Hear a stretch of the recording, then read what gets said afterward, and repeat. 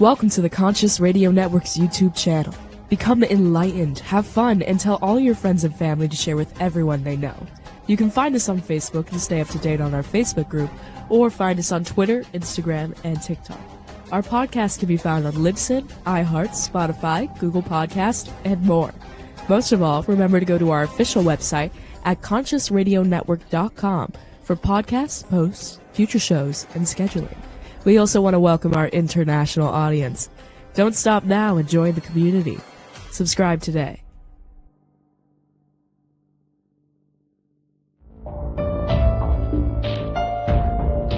This is the Conscious Radio Network.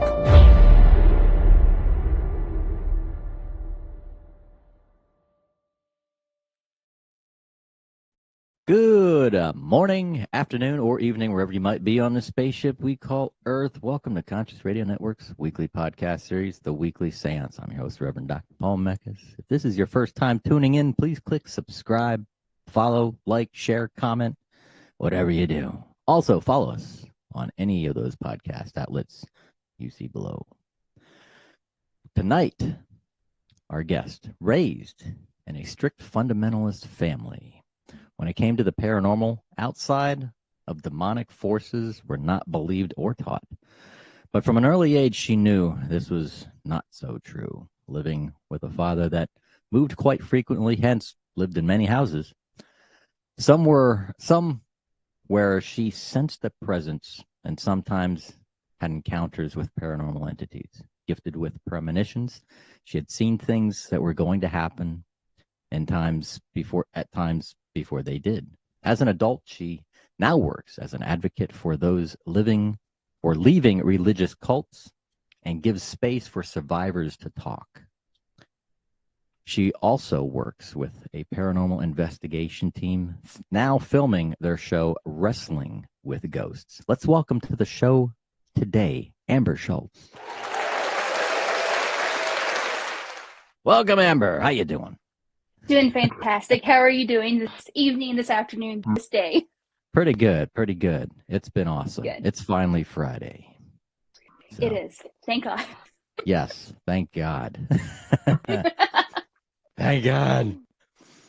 So how, now moving, I'd have to ask is, hence the name of the show, or the name of this episode is Paranormal Christianity. Yes. But there's paranormal is everywhere. It doesn't matter what religion you're in.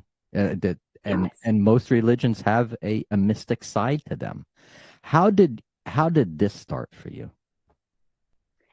So are you talking about just my paranormal experience first, like as a child? Yeah, or first paranormal experience. So my dad moved around. He was a bit of a con man, and he moved us around a lot trying to evade the law. So we, like you said in my introduction, we lived in a lot of houses. And from my earliest memory, I would have encounters of really bad vibes of spirits. You just kind of feel the presence, the electricity in the room changes, the temperature in the room changes. And in other houses, I would actually see an entity. One that was very particular was a full body apparition that tried to pull me out of my bed when I was 16. And it was very dismissed in my religious upbringing. And so my whole life, I tried to kind of bury those skills and bury that ability because I just thought it was demonic and evil and of the devil. At that time, it was very black and white for me. So there was no good entities, no bad entities. It was all the devil trying to just trick us and possess us and do all these things. Yeah. And it wasn't until my adulthood that I started deconstructing my religious faith that I realized that there's something more going on. And I started doing a lot of researching and exposing myself to a lot more things and realizing there's good, there's bad, just like with humans, there's good and there's bad. So that's just kind of me in a nutshell. I'm getting that, but before the broadcast, I was inquiring on a weird a weird sound coming through, which is why this is recorded. Okay. I'm But so sorry. I'm really almost I like think there's it is my chair. it's almost as though there's like an EVP coming through. It's like it sounds like a it just like it's phasing in and out. It's weird. It's very weird. Well, play it really slow whenever you go back to edit, and maybe you'll hear Yeah. something. Right. worst case scenario, if it continues, what we could probably do is I'll have you log off and then kind of like log back in and see Okay. see if something happens. See if that helps. Yeah. But yeah, it sounds like an EVP, but somebody's turning on and off the switch. Like the switch. That's Yeah. so interesting because that's a very distinct sound. Yeah, it's a really deep, like Maybe it might be Beelzebub coming after me finally. Jeez. I'm just kidding. He's like, you're done. on the show. I mean, I should have called it Stranger Things. I'm sure you've encountered Somebody a lot. already got that name, but yes, they did. So now, as far as what you're doing now, for people that are stuck in these religious cults, how did that start? How did that come about? I mean, were you personally stuck in a what you thought as a religious cult? Oh, absolutely, yes. I was raised in a very subsect of what is called the Independent Fundamental Baptist movement, and very, very much a cult. I was wearing dresses to the floor. My collar was up here, no makeup. My only job in life was to get married at 18 and have babies. My dad was arranging my marriage. Like, it was like a whole thing. That's just like not even like a tip of the iceberg. But I started deconstructing in my early 20s, and so it's been about a 15-year process because being raised in it, it takes just about a lifetime to get it all back out. Yeah. But as I was deconstructing, I realized that the resources for people who are leaving the church and leaving those cult environments, there's not really a middle ground for them to come to. There is, you're in the cult, then you're an atheist or you're an agnostic, which is totally fine. Everyone has their own journey when it comes to this, but there was not really a lot of resources for people who were still like a Christian or still had faith, but was getting out of the cult. And so that kind of started turning my wheels, and I created my social media platform to do just that, to talk to and help people and give space for survivor stories to come on and for people just to get their voice heard. And basically, I'm trying to be for other people what I needed during that process. Yeah, yeah. And this is not only this is from all religions, correct? Not just Christianity. Yes, not just Christianity. This is open to everyone across the board. And I'm very much LGBTQ plus community positive, like very affirming with that. I welcome everybody into this area. Wow. That's awesome. That's awesome. Thank you. Now, thank God this is recorded. So it seems like every time that you talk, this weird voice is coming through. Okay. Do you want me to log off and come back in? So if you can log off and then log back in, yes, we'll see. I can do that. Yeah, we'll see if he leaves me alone. Yeah. And if not, then the show might make the news. Right. I'm feeling a little energy waves right here, so let me get off of here and go back on. All right. Let's see. So let me talk. Does that sound a lot better? I'm still getting the weird womp womp womp. Yeah, I heard it one more. Yeah. That is weird. Okay. Can you see if I take my earbuds out, see if that helps? Maybe. Yeah. Okay. So I reset my headphones too, to see if that helped. Maybe this will go down in the record books for paranormal investigators out there to start taking apart the show. I don't have time for it, so that might be the challenge right there. There we go. Unfortunately, we will let this entity, whatever it is, that really sounds like it's an on and off switch that he's trying to. It is trying to talk, because well, Yeah. when you're talking at the same time, I'm trying to listen, but then also hearing it, and it's like I'm trying to see what it's actually trying to say. I'm like, okay, that is weird. So maybe he wants to be part of the show. Maybe he wants to be part of the show. So we'll let that happen. Maybe he has something he needs to say. Yes. That's why it's called the weekly seance. It works aside out, from right? table tipping. So yeah, we'll move on and we'll continue. So obviously you've been working with not only people with the Catholic faith, the Christian faith, all walks of life. And maybe not even anybody that's non-religious, any spiritual people that kind of maybe got into a weird, bad yoga exercise or something. I haven't come across it yet, but I am very open to a yoga cult. Yeah. That'd be like the most peaceful cult ever. They wouldn't want to take over the world. Yeah. Yeah, Qigong or Tai Chi or something like that.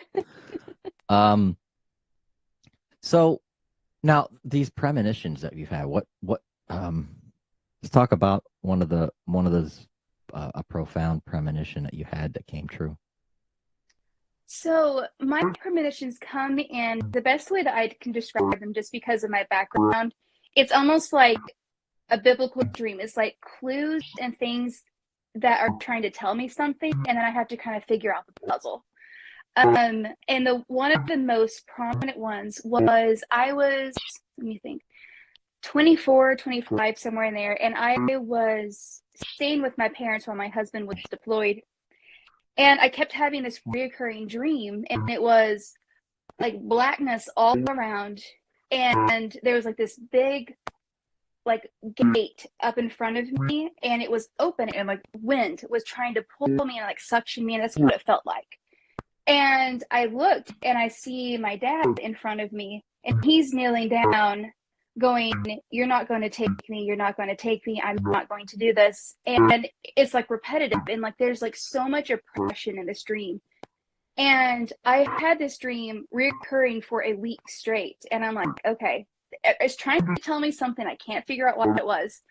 And at the end of that week, it was actually revealed that my dad had been teetering on the verge of an affair, and he fell into the affair. And then from that, he fell back into alcoholism. Wow. And he has been in alcoholism since then, and not been able to escape it. Wow. Mm.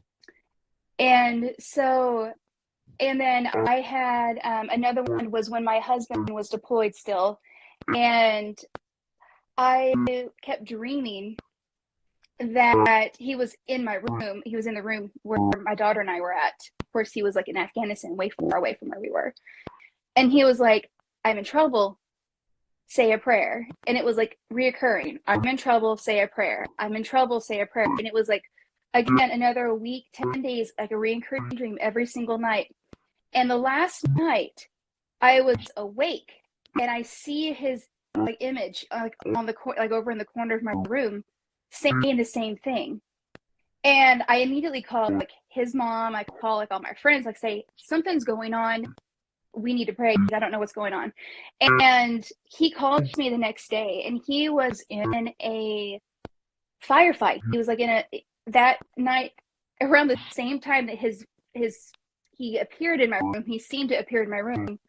He was in the middle of like a massive firefight, like shooting and all that stuff. And he had to step out from behind his barrier and send back returning fire. And he was like Like they took a video, and there is almost like an invisible shield was right in front of him, and the bullets were going around him, hitting his feet. Nothing touched him. Wow. Yeah, that just gives me goosebumps every time I tell people that. Yeah. And so it's stuff like that. So it's things that I don't.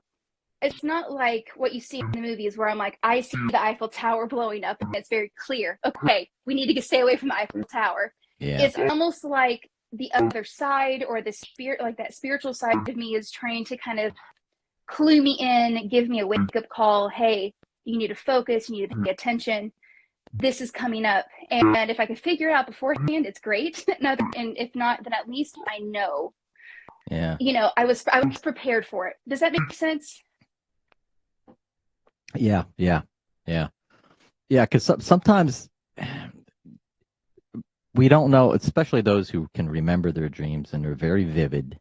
And you wake up and it's on your mind all day, and you have to tell. It's stuff like this. You can't keep to yourself. You have to tell somebody about it, or you're afraid to. It depends on the individual. It's like, oh, someone's going to think I'm crazy, especially if it's like you said, your husband. It's like, how do you tell him that? Right. Or how do you tell somebody else that if somebody else is in the dream? How, yes. It's just. Yeah. Exactly. So I just try, and honestly, I don't actually remember any of my dreams except for the ones that tend to be premonitions. Like all the other ones, like I don't remember anything waking up. The rest of them, like the premonition type dreams, it's like so embedded in my brain, and that's how I know. Like that's what really solidified. That's what these are for me, because the only time I remember dreams are the ones that are telling me something that's about to happen. And so it's just our brains are so weird how they work. So yeah, and dreams. We just recorded a show for one of the seasons. Actually, no, for this coming season coming up, starting next week, season 15, about dreams and how to kind of, getting us to know how to interpret them. But when it comes to now, have any of these well, they would be nightmares. It would be a nightmare. But yeah. I had another one. I had another one that we lived in a house that I didn't realize had been blessed before we moved in. I was much older. I had all my kids, and so there was always this weird energy around this one window, like a very dark energy around this one window in my living room, and I avoided it. It was like a big, beautiful picture window. We lived in Montana at the time, but I did not like to be near that window. And one day while I was cleaning, I realized like the light reflected on the window frame or the door frame, and I realized the house had been blessed, like every single door frame. Yeah. And after and it was not long after I saw that the blessing was around the house that I started having nightmares of this demonic spirit. And it was almost like I was watching it move through my house. Like it was hovering over me, then it would hover over my husband, then it would move into the room where my kids were, and it would come back. And it was almost like in my dream, I sensed it was asking for the invitation to come in. Yeah. And which, never say yes, ever. And so I would wake up from my dream, like pouring sweat, like terrified. And I'm like, okay, you're not allowed. You're not allowed in. I don't know what's going on, but you're not allowed in. And this happened for a few nights. And then one night it was dark and I had to turn off the lights, and the picture window wasn't closed. So I turned out the lamps, and you know how the outside light will kind of shine in and you see like the shadows of the trees and different things. There was a male figure standing outside of my window with like these glowing eyes and a very evil presence outside of that window I'd been avoiding since we moved in. Wow. Just staring. And I was like, no, you are not allowed in. And I like shut the curtain really fast. Yeah. And after that, so I'm guessing whatever was blessed out was trying to get back in for whatever reason. And and it was very evil. Whatever it was very evil, very demonic. And I was like, no, like, and I've had good experiences, like, and I've come across nicer things, but it's the bad ones that always stick out in your mind, like the scary ones that stick with you. So that was another one that it was almost like my dreams were warning me ahead of time. Okay, don't let this thing in, because it's going to get your husband, it's going to get your kids. It's like, you know, I could ramble on all night. I'm so sorry. Oh, no worries, no worries. And that now opens up the next question. Is the team you're with, you're currently with a paranormal investigation team, correct? Yes. Well, we have homework for you guys. Oh, do you? We have homework, yes. And guess what that is? Is it hunting a ghost? I'm excited.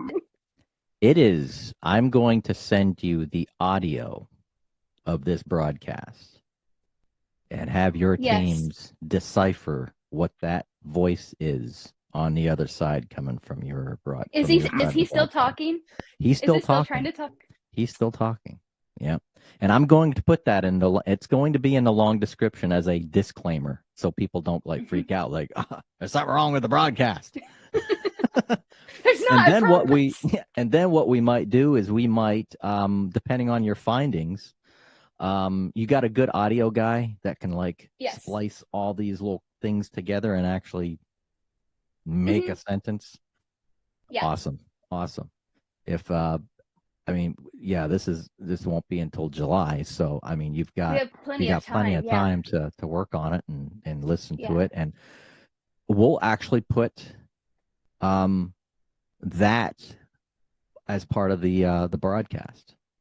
Oh, that would be awesome. And we can maybe do another segment of this prior, and then add that as part of the with this broadcast and stuff. So, oh, that would be fun.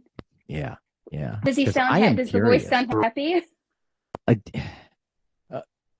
I'll send you by probably tomorrow morning. Sometime tomorrow, you'll get the audio. Okay. And you'll hear it. You're like, that's an EVP. That's so crazy.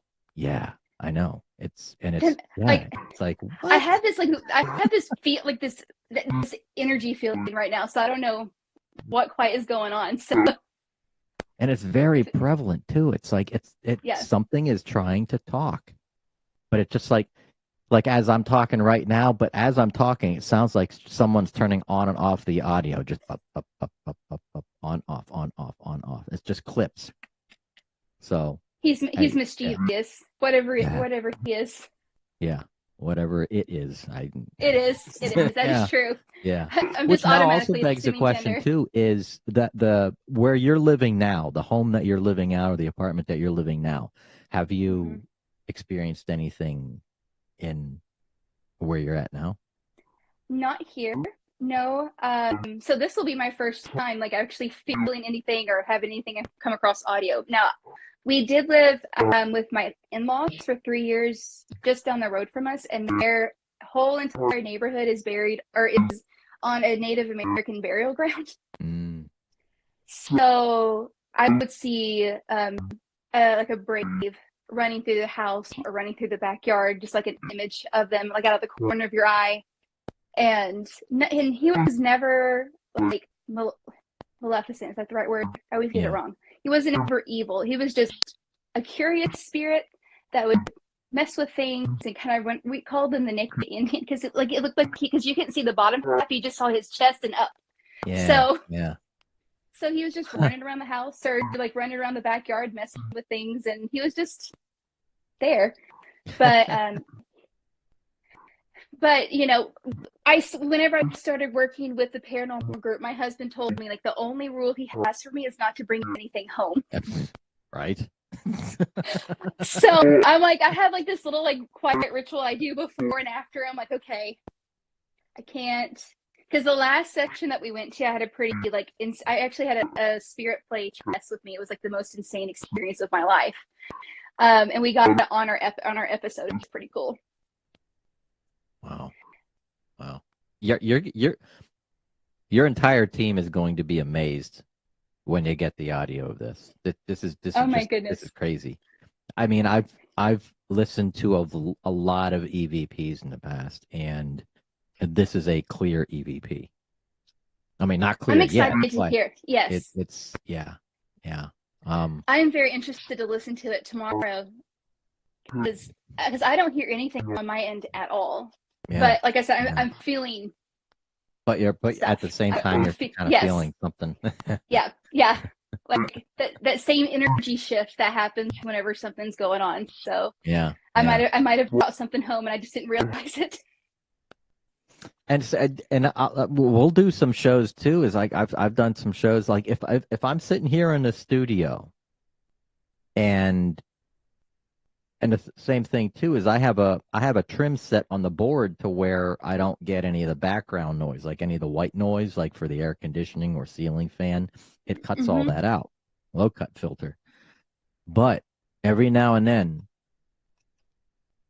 I'll be home alone. I'll be sitting in the studio. I'll have the microphone on. And I'll just sit here with the headphones, and I'll hear stuff. So but this is an EVP. I'm excited to hear it. I really am. Oh my goodness.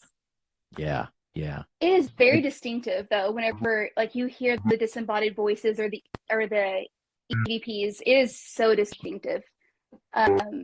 Because people are like, how do you know it's not like radio waves or something? I'm like, you just know. Like you could tell a major difference between the disembodied voices are always very interesting too. Yeah. There's definitely a verbal utterance coming, vocal. It's definitely vocal, but just cutting on, on off. So yeah, now you just gotta take the audio and just trim all that stuff in between out and bring it all together and bring it all together. Yeah. Maybe even, it is slowed down because a lot of EVPs, I'm sure you've also captured this, is a lot of EVPs out there are, spirit lives in, they're not lives, but they're in a higher vibration. So everything is fast, very quick. Right. And a lot of times we don't catch it. You have to slow stuff down in order to get it. This you actually might have to speed up because it sounds very slow. Yeah. So now if I do this and tomorrow it's saying red rum over and over and over again. Right. I'm curious. So for anybody who's going to be for those who are are watching this show, just everything will be in the description. This is going to be an interesting task, and I'm curious. I'm really, is it cool? Yeah, it's cool now. It just depends what we find. What it says.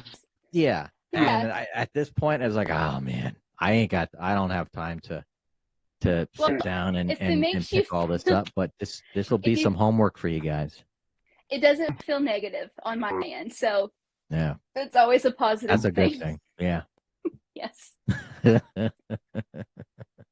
Yeah. So, moving around all this, growing up, moving around, going from place to place and stuff like all around the country, around the world. What all were around the the country? Yeah, I've lived in almost every state, and then I lived in Mexico for a little bit. The only place I haven't made it to is like California, Arizona, like that far. But like we went as far west as Montana. Nice. And then south, and then all the way over. So I've lived most everywhere. My dad moved us every 6 months or so, 6 or 8 months. So we moved like 29 times or so. I counted it up one day. From the time I was born until I moved out at 1920. So 29 different times. Wow. So what has been the most interesting, the most the most interesting. The most interesting house? Yeah. Was probably the one that we moved into that it was actually a double wide trailer on the middle, set in the middle of 27 acres. It was like this 1 mile gravel dirt road wooded all the way to the house. And it was actually a former drug house. And a lady was murdered there. She was actually shot in the master bedroom. And whenever we moved in, the shotgun hole was still in the wall. Whoa. The blood was gone, but the shotgun hole was gone. And that is actually the place where I saw the full body apparition at the end of my bed, and she tried to pull me out. It was a very, very upset and very frustrated female spirit, which, whenever you die that way, I would be very frustrated and upset too. So yeah. Now, I would assume that you grew up in a Christian Catholic household, correct? it was actually a fundamental Baptist. So kind of made a big offshoot from the Southern Baptist Church, just a lot more restrictive. Yeah. Wow. So now what are your thoughts on now as far as like the cults and stuff like that? What we're seeing today in a lot of these I don't know, religious, I mean, I don't see the fighting between all these religious all these religious sects going on and stuff like that as much as we used to. It seems like now it's all becoming political. But what seems to have been, as far as the people how many people have you worked with as far as getting people out of these religious cults? So I have talked with so I started everything in January, so I'm still very new, very brand new. All my stuff is still very much a baby, but I've talked to at least 15 people so far, and they've told me their story, and I've helped with resources, and just kind of been there just to listen, because a lot of times we just need someone to listen so we don't feel crazy. Yeah. Coming from that world, you are basically leaving everything that you know and going into a foreign place. It's like a culture shock. So it's not quite as drastic as like going from like maybe fundamentalists, more like Warren Jeffs, like the FLDS, to mainstream secularism, but it's relatively close to that. It's pretty close. Any from the Scientology sector? No, they're really hard to get out. Yeah. Scientology is really hard to get out of. Really any cult is, but Scientology seems to have an extra bit of a hook. And I don't know if it's the amount of financial investment that people put into moving their way up into the cult, and they don't want to walk away, and they're like, oh gosh, I'm losing everything. Pro quo. Yes. Yeah. And, people marry each other inside, so you lose your family. So it's like it's a really hard thing to see people walk away from. So. Wow. Yeah. It's a very fascinating religion. It is a very fascinating religion. Yeah, I tried reading the book. Is it Going Clear? I couldn't even get past the first chapter. It was just something was like, I'm going, no, something's not right about this. Yes. And this is long before it became a religion. Yeah. But I forgot the name of it. Dianetics. Dianetics. Dianetics. Yeah, the Dianetics. Mm-hmm. Yeah. A friend of mine offered it.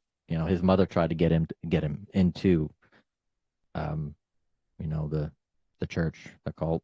And he's like, dude, you got to read this book. But he's like, I'm not trying to push it on you. He's like, but it's interesting. You just read it and just tell me what you think. I got just before the first chapter, I'm like, dude, you don't want to know what I think. The nomenclature is just weird. I just, something about it, the energy off of it, it was like, okay, I understand what it was trying to say.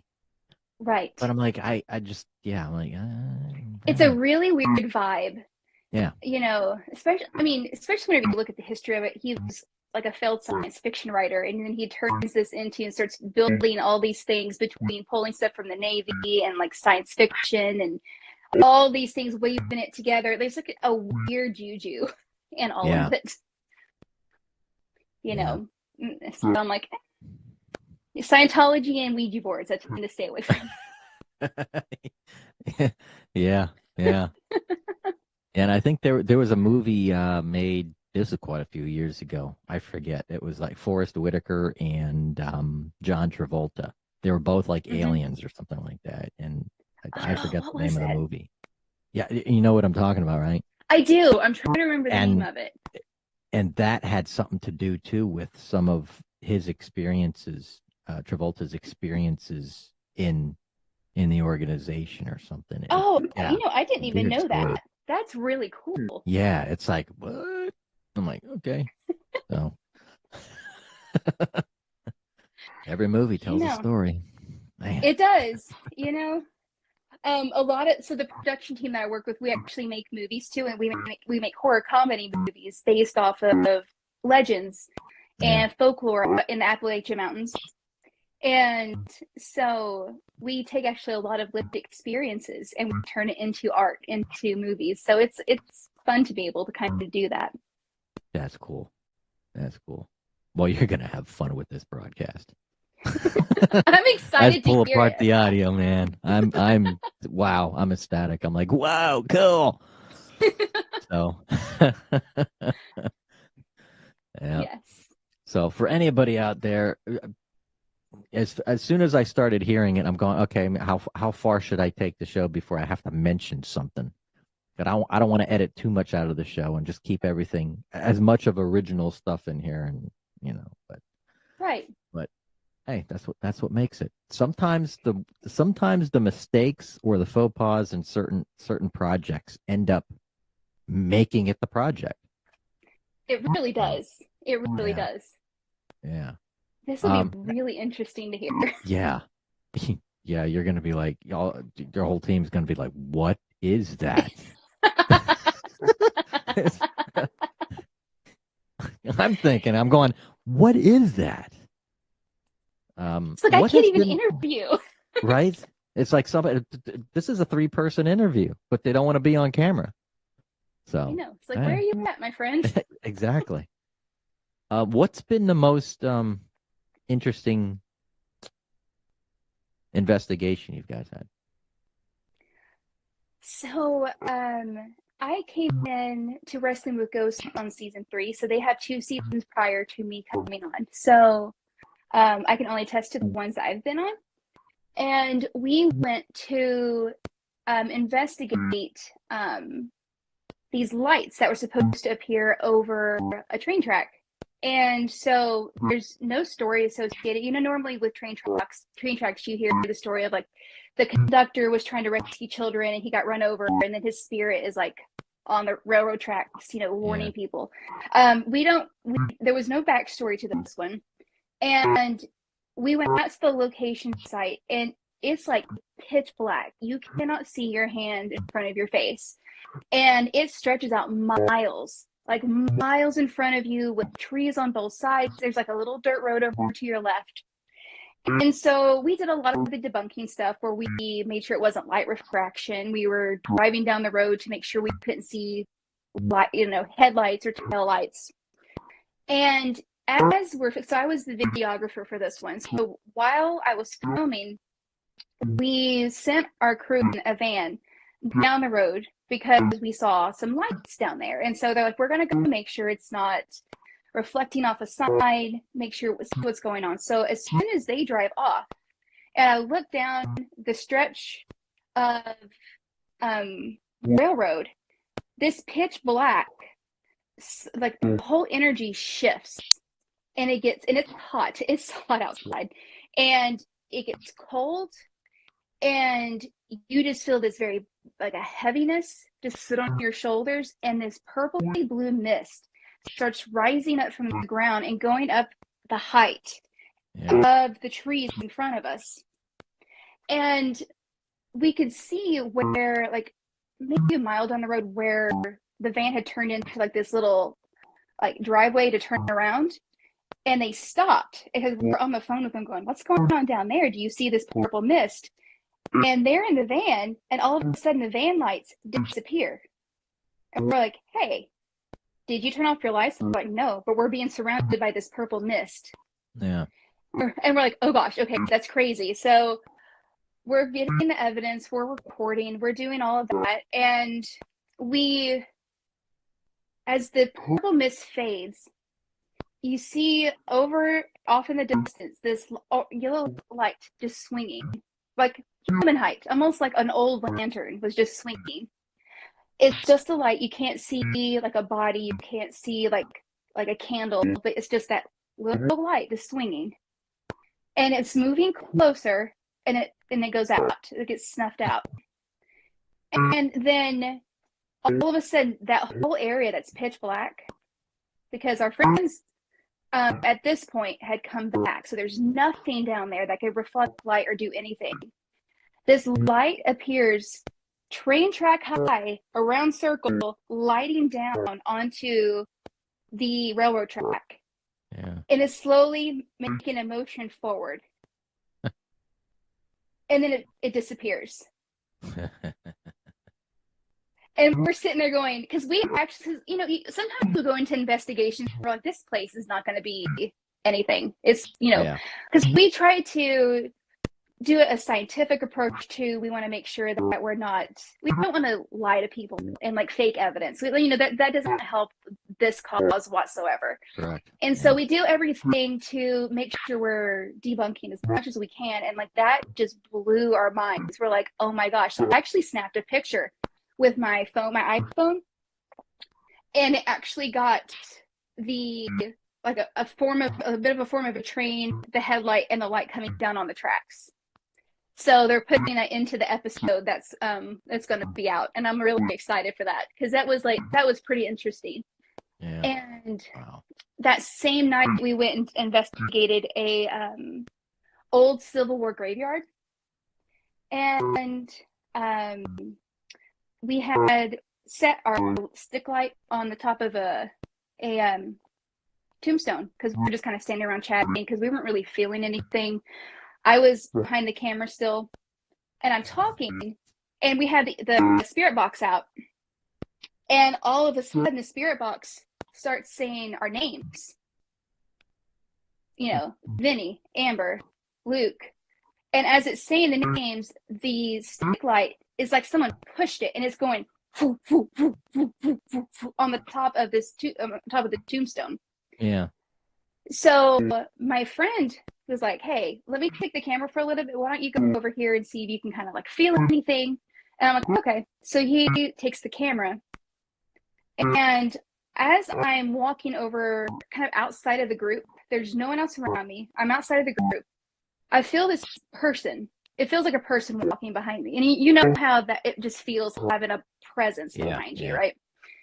And I'm feeling this. And as I'm feeling this, Luke, who's the guy who took the camera from me, his eyes went like this. It looked at me. And I was like, are you okay? And he said, did you hear that? And I said, no. He said, someone just said, Amber, right over your shoulder. I was like, no, but I felt him. I felt him right here. Yeah. So that's just like two of like the many shenanigans and the fun stuff that we've come across, because it's, we go in and we're very respectful to the spirits. We're very respectful to the places that we're in. We don't go in screaming and yelling at them. We talk to them and we play with the kids. Like they've had a spirit of a little girl who was murdered, play ball with them, roll the ball back and forth with them. And, we just try to treat them as though they're still living. Yeah. And we seem to get some good evidence that way. Yeah. Now people can find you on Facebook, and they can find you. You have a YouTube channel as well. I do. Both named the same. It's Was it Fundy Freed? Fundy Freed, yes. FUNDIEFREED. Yes. And that's on Facebook and on YouTube. Let me put the YouTube one up there. Yes. Just in case. Now, what's the name of the channel? The website. It was like For Big and Funky? Yeah. So Big and Funky Productions is the production group that I work with, and the website that I sent you will link everyone to our YouTube channel, the paranormal investigation stuff, information about our movies, where you can stream our movies, all of that. And it's BIGANDFIN. It's BIGN Productions. Or BIN. Yeah. Sorry, now I'm confusing myself. Hold on. BIG. In Funky. FUNKY. Productions. .com. .com. All right. Yeah. Sorry, I'm a little dyslexic, so my brain was like, "How many letters am I spelling right now?" Yeah. Put that up on the screen there. That way, people who are watching, they can see it and type it on in there and go check it out. Yes. Cool. But yeah, everybody definitely stay tuned because this episode might have a sequel. I know, that'll be really exciting. That will be cool. We'll scrub through that audio and see. I don't say might; it's going to have a sequel. We'll have to see if my friend comes back, right? Yeah, and it would be. I'm not going to hex it right now, but I just hope it is being recorded. So I don't want to play it back and it'd be like, "There's nothing there." What are you talking about? What? There's no voice. Right? Okay. It's all good. Yeah. I was like, okay, well, at least I don't have to edit anything out. So, right? Your job got a lot easier. Yeah. It's like, I ain't going crazy. Ay. Amber, it's been a pleasure. Thank you for being on the show. And everybody out there, thank you for watching, and definitely stay continued because we will have a sequel. This is, and I do apologize for anybody out there who's watching. But like, I can't hear through all that. What? There's somebody else on the show. There might be, and that is what we are going to find out. So definitely stay tuned for that one too. So, and maybe get for any of the crew members that want to from the team that want to be on the show, we can do a roundtable discussion on it. That would be fun. Yeah, absolutely. I could probably get a few people. A reveal, yes. Yes. Yep. Cool. All right. I appreciate it again. Thank you, Amber, very much. Thank you so much. Blessings, my friend. And happy Friday. You have a great weekend. And for those who are watching the show, stay tuned again. Thank you for watching Conscious Radio Networks of the Weekly Seance. And until next week, we will see you again at this table. Y'all have a good night.